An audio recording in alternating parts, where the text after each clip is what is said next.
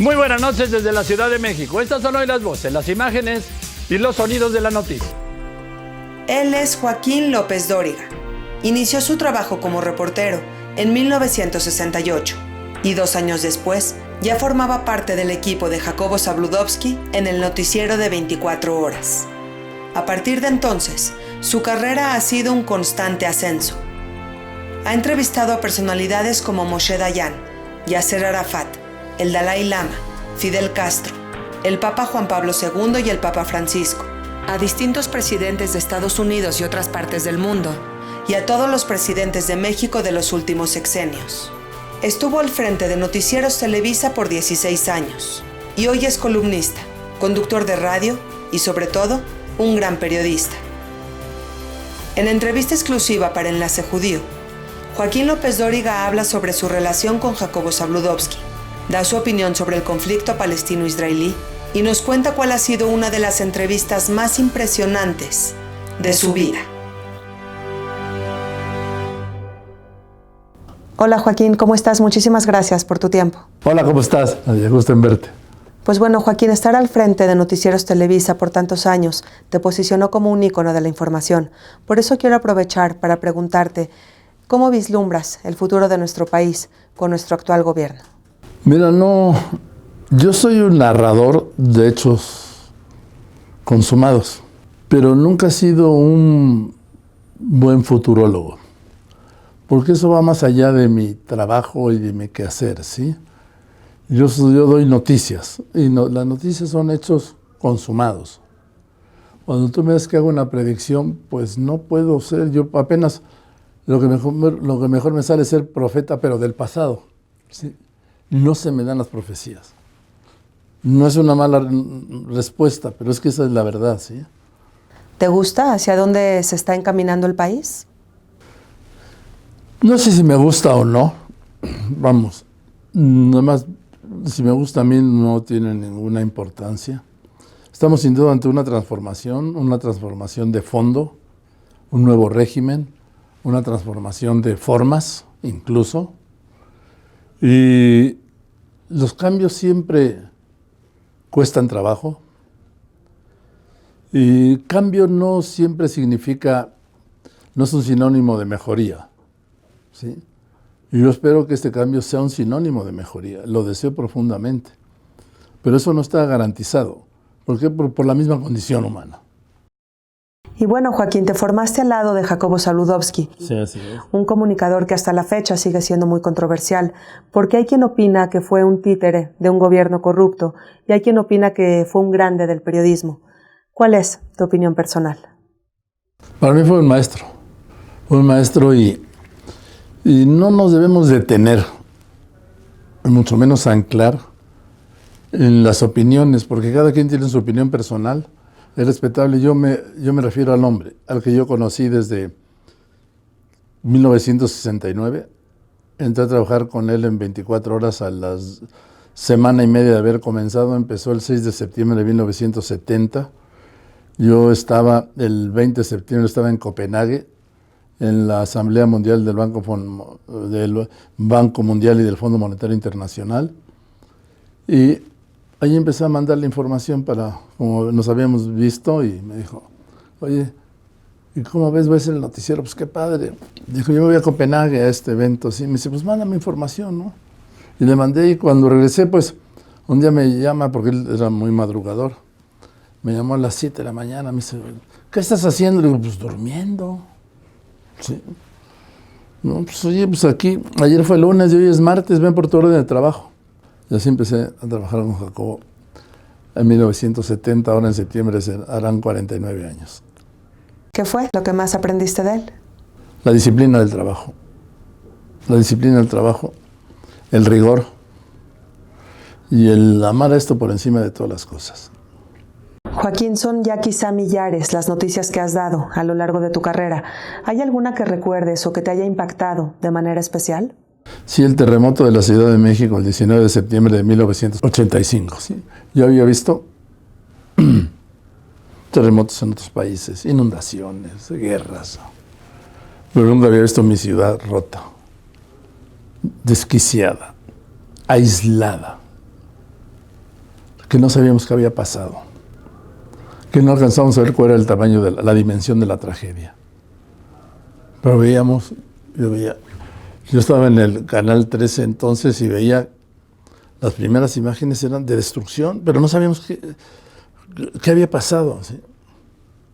En esas primeras horas, de las 7, el temblor fue a las 7:19, de las 7:30 que yo empecé a transmitir, primero no había ni imagen, después empezaron a llegar las imágenes, porque no había teléfonos. Se había caído la estación de Telmex aquí, a unos pasos de Televisa. Entonces, cuando empiezas a realizar, a darte cuenta de la dimensión del daño de la tragedia, esa fue una noticia que me marcó a mí, un hecho que me marcó a mí para siempre, es el que más me ha marcado. ¿Lo recuerdas hasta ahora? Lo recordaré siempre. Por eso cuando el año pasado, el 19 de septiembre, tembló a la 1:11, yo estaba en Radio Fórmula, pues yo no me creía que estaba temblando y por eso no me salí del estudio. ¿Por qué no creíste que estaba temblando? Porque no podía temblar en el aniversario del terremoto del 19 de septiembre del 85. No podía. Entonces, por eso, sí. Cambiando de tema, Joaquín, de todas las entrevistas que has hecho, ¿cuál es la que más orgullo te ha causado? De varias, pero orgulloso de ninguna. Me siento contento de haberlas hecho, satisfecho, ¿sí? Pero el orgullo no me lo vas a creer, pero pues no va conmigo. No, yo tengo muchos años y he visto mucho. Y yo no soy del orgullo, ¿sí? Yo soy del esfuerzo. Y entrevistaste a Yasser Arafat, ¿cierto? Yo había buscado una entrevista con Arafat por el personaje que era. Te estoy hablando de 1981. Llegué a Beirut. Y entonces confirmamos los contactos. Dijeron que sí, pero no cuándo, mucho menos dónde. Pasó un día, pasó otro día. Y al tercer día le hablé al enlace. Y, oye, me voy mañana por la mañana. No es que he estado muy ocupado, sí, yo vengo del otro lado del mundo, sí. Pero yo no puedo estar aquí de vacaciones, tengo un noticiero diario. Finalmente a la 1 de la mañana nos fueron a tocar al hotel, vamos. Entonces íbamos un productor, 2 camarógrafos, un iluminador, un sonidista y yo. Entonces nos subieron a una camioneta y nos pusieron unas capuchas. Y yo creo que estuvimos circulando por Beirut como 40 minutos. Al final se pararon, nos bajaron sin quitarnos la capucha, entramos a un edificio, ahí ya adentro nos quitaron la capucha, pero un edificio como en ruinas, ¿sí? Subimos unas escaleras y en el tercer piso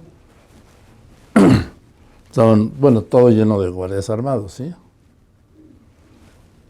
Y me dice, tiene 3 minutos de entrevista. Dije, sí, claro. ¿Tiene el cuestionario? Sí, por supuesto. Yo siempre llevo un cuestionario porque cuando te lo piden, ahí está. Si me dicen que son 3 minutos, son 3 minutos. Pero cuando empiezo la entrevista, el dueño de la cena soy yo. Entonces, empecé la entrevista y a los 5 minutos me decían. Dije, oiga, Arafat, yo vengo desde México, del otro lado del mundo. Llevo 3 días, llevo 72 horas esperando. ¿Usted cree que le debo hacer caso a ese señor que me dijo que me daba 3 minutos de entrevista? ¿Usted que me merezco ese trato? Dijo, no, pregunte. Ah, bueno, ok. Y le hice una entrevista de 1 hora y 10. Entonces termina la entrevista y me dice, dígale a su presidente, que era López Portillo, que ya no le siga vendiendo petróleo a los judíos para que nos sigan matando a los palestinos. ¿Sabe qué? Dígaselo usted. A ver, como ahora hicimos, pon la cámara. A ver, dígaselo usted al presidente. Porque yo soy periodista. no recayó. Y se lo dijo. Y lo dejé en la entrevista. Sin el diálogo nuestro, ¿no? Porque el diálogo podría ser que era yo mi protagonista. No, pues yo, que se lo diga yo. Dígaselo usted, que es más fuerte. Maravillosa. Así terminó. Y otra vez nos pusieron acá, bajamos las escaleras con todo el equipo, del equipo de aquel tiempo. Y abajo, en una especie como de estacionamiento, otra vez nos pusieron las capuchas. Y antes de llegar al hotel nos las quitaron. Y al día siguiente nos regresamos. Ahora, Joaquín, imposible no preguntarte sobre este tema. ¿Qué opinas del complejo conflicto palestino-israelí? Mira, a ver, lo voy a decir así. Es un conflicto que ha estado siempre en manos de las potencias. En su momento de la Unión Soviética, en su momento de Estados Unidos, en la actualidad de Rusia y en la actualidad de Estados Unidos, lo acabamos de ver con la decisión de las alturas del Golán. Sí, yo estuve en las alturas de Golán, cuando la guerra de los 7 días. Yo fui el último periodista que salió de la península del Sinaí cuando las fuerzas israelíes devolvieron la península a los egipcios. Yo salí con el último tanque israelí. Entonces, es un problema que pues, hemos crecido con él. Es un problema que tiene siglos. Y es un problema que se debería haber resuelto por la razón, no por la fuerza. Y es un problema en donde nadie le puede negar a Israel su derecho a existir. Nadie. Nadie. Y cuando a mí me dicen, es que a Israel le dieron. No le dieron. Israel volvió a su raíz, a su tierra original.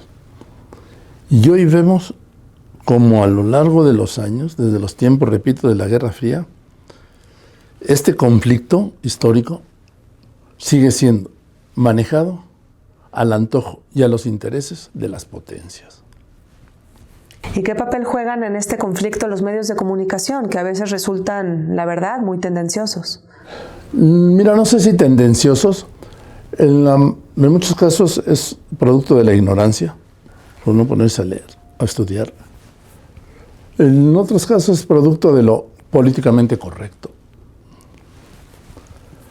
En otros casos es producto de la distancia. Pero yo te repito, yo que he estado en los territorios palestinos, yo que he estado en Israel, que he estado en la guerra, yo que he estado en la paz. ¿Sí? Entonces, los medios luego tomamos partido. Yo respeto profundamente y admiro al pueblo de Israel. Mi familia y yo siempre soñamos con volver a Israel, hacer toda la ruta hasta llegar a Jerusalén, la ruta bíblica incluso. Y la verdad es que yo les tengo una profunda admiración. Mira, en el Club Libanés de México está inscrita a la entrada una frase que dijo el presidente López Mateos, que dice: el que no tenga un amigo libanés, que se lo consiga. Yo no sé por qué en la entrada del Deportivo Israelita no existe un letrero que diga: el que no tenga un amigo judío, que se lo consiga. Gracias, Joaquín. La verdad es que, bueno, ya que tocas el tema, en una ocasión publicaste un tuit que decía: para mí sería un privilegio ser judío. Sí. ¿Por qué surge este comentario? Porque yo hice una definición sobre el conflicto, y ya sabes, me cayeron de sionista, judío, miserable, chayotero, vendido, en fin, la terminología. Pero también aquí había una carga discriminatoria, ¿sí? Y entonces dije: no soy judío, pero para mí sería un honor serlo. Esa fue mi respuesta a esa ofensiva. Como vemos que ocurre de repente con León o con Leo Zuckerman incluso con Jorge Castañeda, como descalificativo, sí. Para mí, esa fue mi respuesta y lo sostengo. ¿Y por qué sería un privilegio? Pues porque yo tengo buenos amigos judíos, porque yo conozco la historia del pueblo judío, lo he estudiado. Yo entrevisté a Moshe Dayan, por ejemplo. Yo entrevisté a Menachem Begin, a Simón Pérez, porque dije, este hombre un día va a ser primer ministro. Porque he estado con ese pueblo años y porque no tengo otro motivo razonado, ¿sí? Sí tiene una parte de razón, por supuesto, pero es más de emoción. Y porque un pueblo perseguido y oprimido, para mí ya con ese simple hecho tengo una identificación. Y bueno, Joaquín, con una trayectoria tan rica como la tuya, ¿qué te falta por hacer? Me falta por hacer la columna de mañana, ¿sí? Hoy, porque hice el programa de radio. Y mañana al mediodía me falta hacer el programa de radio. Cuando me dicen, ¿cuáles son tus proyectos? Además te hacen la redundancia. ¿Cuáles son tus proyectos a futuro? Le digo, pues, de modo que sean a pasado, en fin. Mi plan de vida siempre es a 24 horas. Yo vivo el día con día. Mi largo plazo es hoy. ¿Extrañas el noticiero de la noche? No. Fue un ciclo que se terminó extraordinariamente bien, pleno, satisfecho. Fueron de 16 años y medio de cenar ahí, en ese escritorio, de ver que mi familia crecía y se multiplicaba y yo no me daba cuenta. Pero fueron 16 años y medio extraordinarios, maravillosos, en donde, pues sí, la familia siempre es la damnificada, ¿sí? Que dicen, oye, qué sacrificio. No, no hay ningún sacrificio, porque yo estoy haciendo lo que me gusta. La sacrificada y damnificada es siempre la familia. Entonces, fue un ciclo extraordinario, maravilloso, que se cerró cuando se tenía que cerrar. Y cuando cierras un ciclo, abres otros. Entonces, estoy más que satisfecho. No soy de los que miran para atrás. Solo miro para atrás cuando he cometido algún error, para ver cómo lo corrijo, exclusivamente. Mi espejo retrovisor se limita a eso. Entonces fue una etapa, repito, extraordinaria, los mejores años de mi vida profesional. Y cerró cuando tenía que cerrar, y repito, para abrir otras extraordinarias, íntimas, familiares y profesionales. Porque, por ejemplo, el programa de Radio Fórmula, pues ahora el 3 de mayo va a cumplir 25 años. Y yo ni al noticiero de la noche en esos 16 años y medio, ni en los 25 años que va a cumplir el programa de radio falté un solo día. Solo en mis vacaciones, porque son las vacaciones de la familia. Pero no falté un solo día. Y no es que me queje, te lo cuento con satisfacción, porque yo así soy, así trabajo, así vivo. No, me queda claro, la disciplina se nota. Ahora, Joaquín, ya que tocas el tema de los errores, ¿hay algún error que lamentes de manera especial? Pues sí, pero como los corrijo, los borro y los olvido. Y procuro cometer errores nuevos, diferentes, ¿sí? No el mismo. Aunque no te puedo garantizar que no haya repetido algún error, ¿eh? Pero como los borro con la corrección, porque sí los corrijo, ¿sí? Y sí me levanto.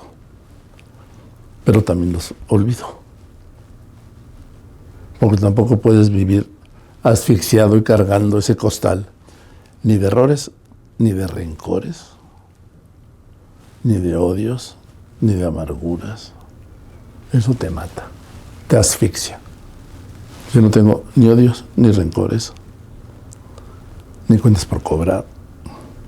Al contrario, mis agredores tienen cuentas por cobrar en todos los sentidos, ¿sí?